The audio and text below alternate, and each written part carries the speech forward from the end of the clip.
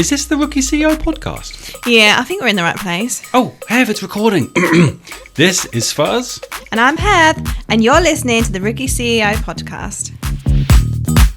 Today we are talking about personal branding on LinkedIn specifically. My favourite subject. That is your favourite subject, Yeah, isn't I it? literally live for this stuff. I'll let you lead this one then.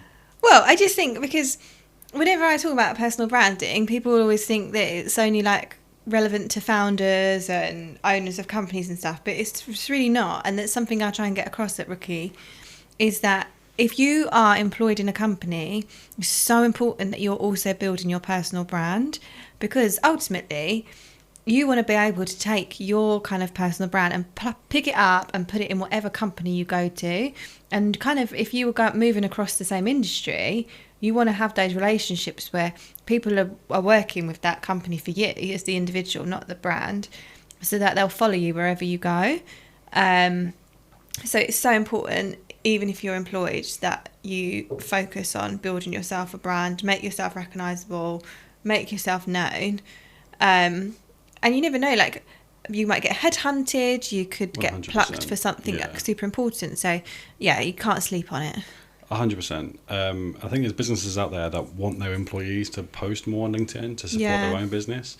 And from my honest opinion is you shouldn't be pushing for that. And if you have to, then I think you're just doing something wrong within the business. You're talking about personal branding, and I think it's not expected that you're constantly talking about work either on LinkedIn, especially if you are an employee. Like, you should be talking more about your personal achievements and just stuff that's going on in your personal life. Yeah, it's not Facebook, it's not Instagram.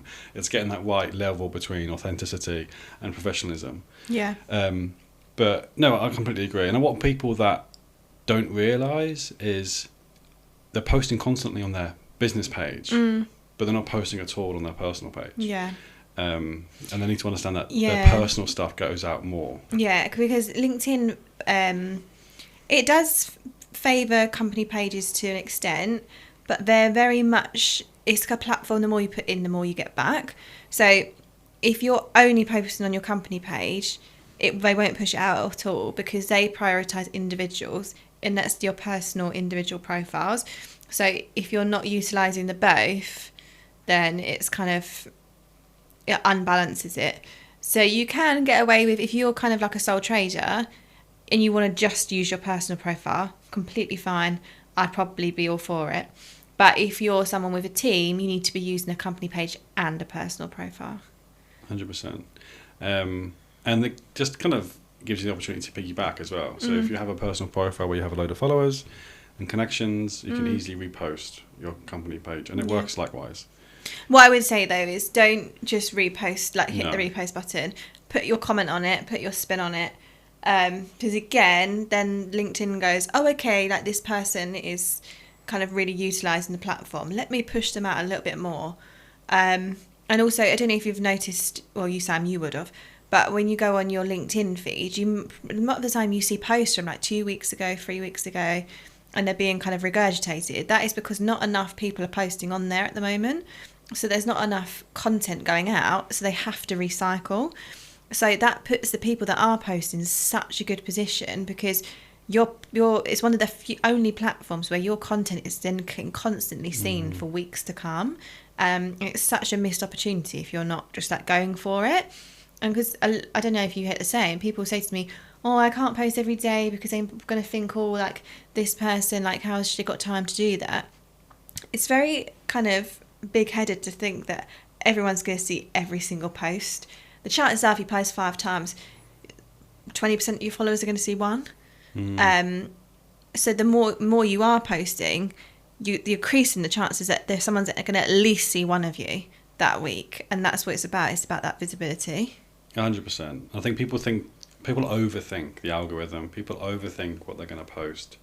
People overthink their reputation on LinkedIn. And I think if you're playing too defensively and you're only posting about big events every now and again, probably once a month, as you said, only 20% of your followers are going to see that post.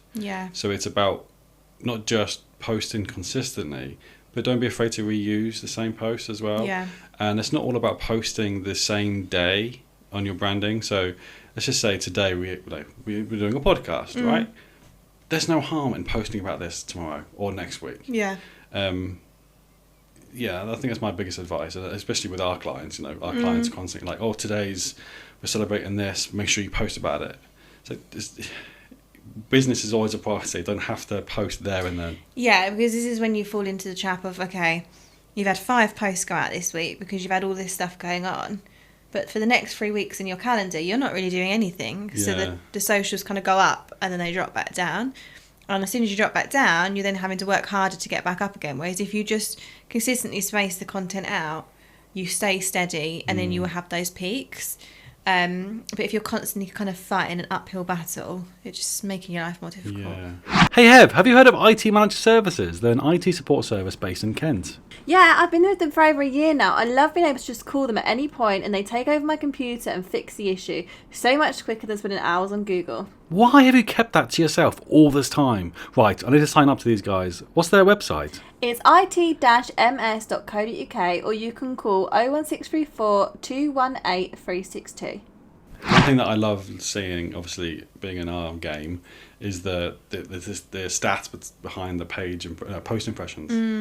And I don't really look at the post impressions that often. I look at the total figure, but if you really break it down, and as you were just saying, your posts from 2, 3, 4 weeks ago are still increasing that stat. Yeah. So, for instance, this week, a lot of my post impressions are actually from over 3 weeks ago. Yeah. People are still viewing something that happened 3 weeks ago. Yeah. So that just backs up the fact that don't be afraid to just wait a day or two. If you really feel the need to post there and then, the likeliness is you're rushing the post and you're not putting actual thought and what's the word that you always use? Purposefully. Purpose, that's it. Purpose. So it's good, but making sure that there's purpose behind the post. You're not just posting for the sake of posting. Yeah, like I always see posts that have got thrown up about 9:30 at night, and I just think, what a waste of a good post. If you'd have just, like, you can schedule directly on LinkedIn. Like when you put your post on, there's a little timer icon. You can click that and you can schedule it. That post that you wrote at 9 p.m, if you'd have just scheduled that for 8 a.m. the next morning, you probably would have tripled the amount of people that would see it. Because who really is sitting scrolling late at night on LinkedIn? Probably on TikTok, probably on Instagram. Yeah. Because it gets to that point in the day where you just want that mind-numbing content. You don't want someone to say that they're thrilled to announce they've just won this award or they're doing this thing. You have to kind of think, okay, what time is it?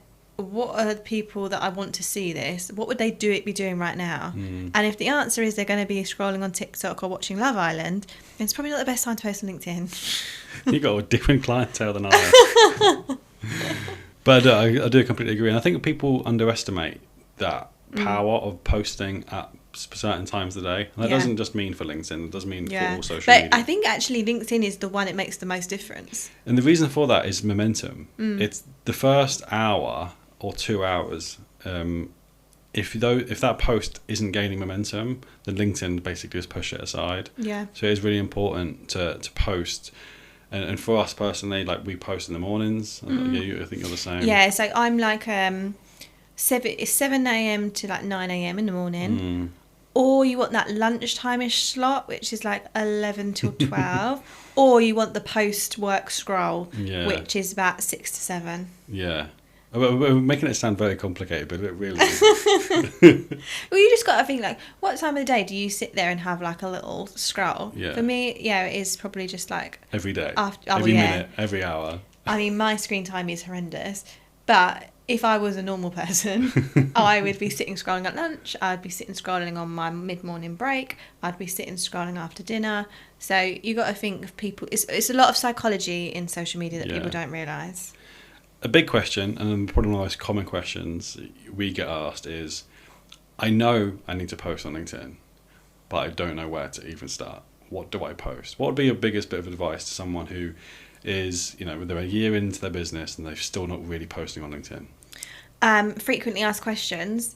So like when your clients or your customers are coming to you, what are the questions that they're asking you? And then answer those. Because if that's what your dream client that you already have is asking you, well, if you put a video on or a post on answering that, someone's going to see that and think, oh, I'm having that same problem right now. they must know like how to fix it.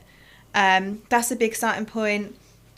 News, what's going on in your industry, what can you share, what can you be the first one to give kind of like your thought leadership on, any updates, where have you been networking, who can you tag in, because then you're going to basically steal their reach when they reshare or they like or they comment.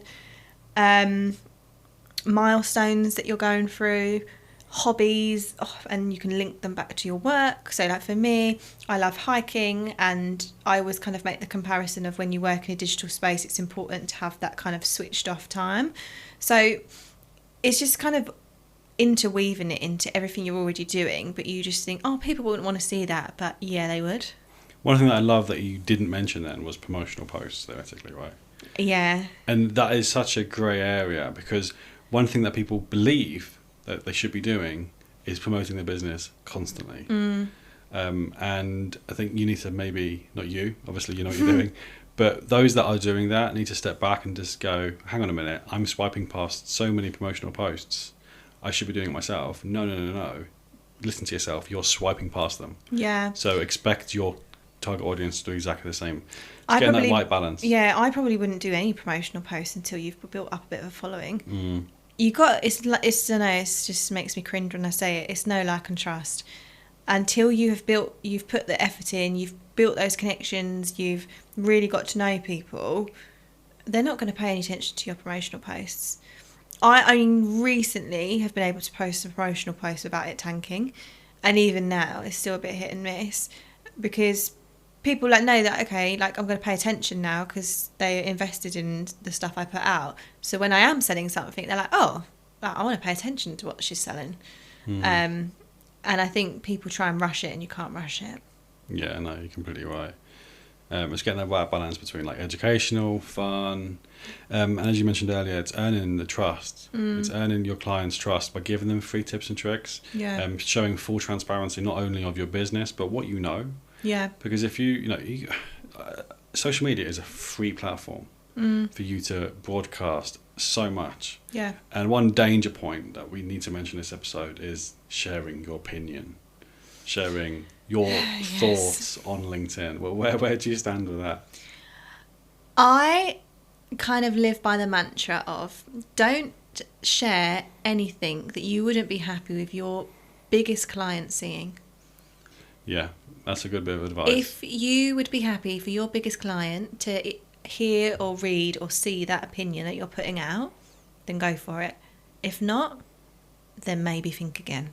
That is a good bit of advice.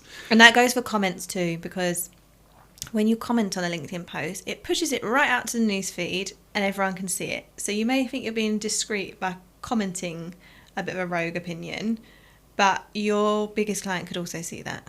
Yeah. So just be careful. That's a great bit of advice. We'll end the episode on what our thoughts are on sharing LinkedIn posts with other platforms. What, in terms of... So say if I'm also on Facebook and Instagram, what do? Do I copy and paste that? Do I... I would always adapt it, because obviously Instagram, you can be a lot more informal. Facebook, to be honest, it's a bit of a Wild West, so you probably could just throw out loads of promotional posts on Facebook. If it's a good post and it's reacted well, I would probably leave it like a week or so and then put it on there. But people are busy, so if you're putting your all into your LinkedIn post, I would never tell anyone not to just put it all out on the other platforms as well. You want to perfect LinkedIn, but you don't want to leave your other ones dormant. So yeah, post it across. But just obviously be aware that it might not hit the right audience. Yeah, and obviously it depends what industry you're in. It depends where your target audiences are. If you're a domestic company, most of your clients are going to be on Facebook. So it's about utilising that. But I think LinkedIn's great. Even if you are domestic and you're only dealing with B2C, LinkedIn is still an amazing opportunity for you to collaborate with our businesses, learn and develop your business. Yeah, I think people try and shame you for posting the same content out to all the platforms, but it's very much a case of that is really great to do while you perfect one of them and not lose your visibility on the others. Because then you can just turn your attention between platforms. 100%. Well, thank you so much for listening, guys. And we'll see you guys next week. Au revoir. Bye.